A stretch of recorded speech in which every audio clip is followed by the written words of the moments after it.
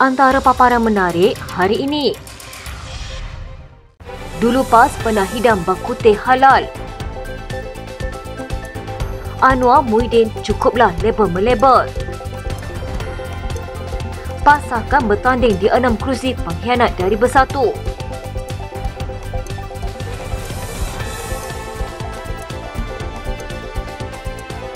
Teresa Kok, Pakatan Harapan Seputih, mengingatkan seorang ahli parlimen PAS berkenaan langkah parti itu yang pernah menghidangkan bak kutih halal ketika beberapa pilihan raya kecil 6 tahun lalu.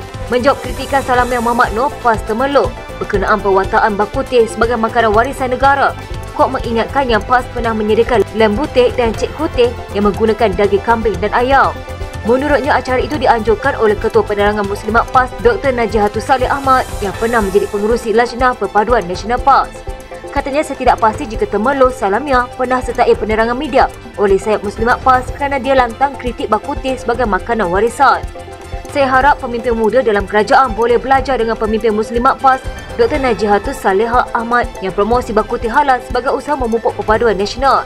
Sebelum itu, Salamiah berkata dia terkejut apabila hidangan itu disenaraikan dalam makanan warisan negara, menyifatkannya sebagai menyentuh sensitiviti umat Islam di Malaysia, memandangkan Islam adalah agama persekutuan. Dia juga meminta Menteri Pelancongan, Kesenian dan Kebudayaan Tiong Kin Sing memberi penjelasan berkenaan perkara itu. Selain berkata ada banyak makanan lain yang boleh diterima semua kaum yang boleh dimasukkan ke dalam selera itu. Mengulas lanjut, Kok menyokong keputusan untuk mengangkat hidangan itu sebelum Singapura berbuat demikian. Katanya kalau kita tidak membuat tuntutan bak kutih adalah makanan warisan yang dicipta warga Malaysia, negara jiran kita akan membuat tuntutan mereka dan pelancong luar tidak akan sedar yang ia adalah makanan berasal dari Kelang.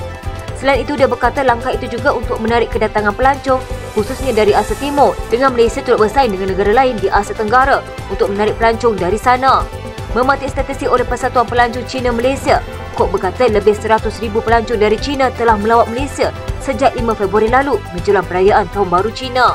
Katanya dalam tempoh ini ada 5,000 kumpulan pelancongan dan pelancong-pelancong ini telah membelanjakan 1 bilion ringgit hingga 1.5 bilion ringgit di negara kita. Menurutnya lagi, antara tarikan Malaysia di kalangan pelancong Cina adalah masyarakat yang pelbagai budaya dan bahasa serta kepelbagaian makanan. Khairi Jamaluddin menyeru Perdana Menteri Datuk Seri Anwar Ibrahim dan Pengerusi Perikatan Nasional Tan Sri Muhyiddin Yassin menunjukkan kematangan dan tidak lagi melabel lawan politik mereka. Bekas menteri itu berkata gelaran seperti Madanon dan Walaon bersifat keji dan menghina. Bekas Ketua Pemuda UMNO itu yang juga Menteri Kesihatan ketika pentadbiran Muhyiddin berkata gelaran seperti itu boleh membawa kepada kutukan lebih teruk seperti Khawarij. Khawarij menggambarkan orang Islam yang mempunyai pegangan melampau atau melaksanakan keganasan terhadap orang Muslim lain. Khairi mengingatkan Anwar dan Muhyiddin kini sudah berusia 70-an. Katanya Muhyiddin dan Anwar dah jadi datuk, masih lagi nak guna panggilan Walaon Madanon. Muhyiddin menggunakan gelaran Madanon ketika Mesyuarat Agung Luar Biasa Bersatu baru-baru ini. Istilah itu lazim digunakan penyokong Perikatan Nasional untuk menggambarkan mereka yang menyokong pentadbiran Anwar yang menggunakan slogan Malaysia Madani. Ia gabungan istilah Madani manakala Abang Not gelaran diberikan Anwar oleh keluarganya.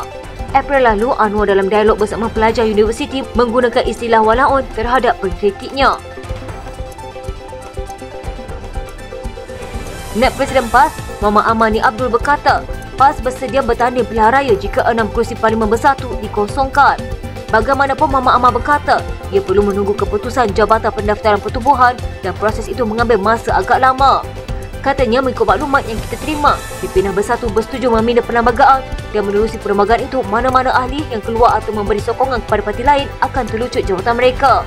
Namun pindaan berkenaan perlu mendapat kelulusan ROS, prosesnya lama dan tidak tahu bila. Namun jika kata berlaku PRK, kita bertandinglah. Terdahulu Perhimpunan Agung Khas Bersatu pada Sabtu meluluskan pindaan perlembagaan parti itu berhubung perlucutan keahlian parti bagi ahli parlimen dan ahli Dewan Undangan Negeri serta ahli Dewan Negeri yang menyokong mana-mana pihak yang bertentangan dengan parti atau musuh.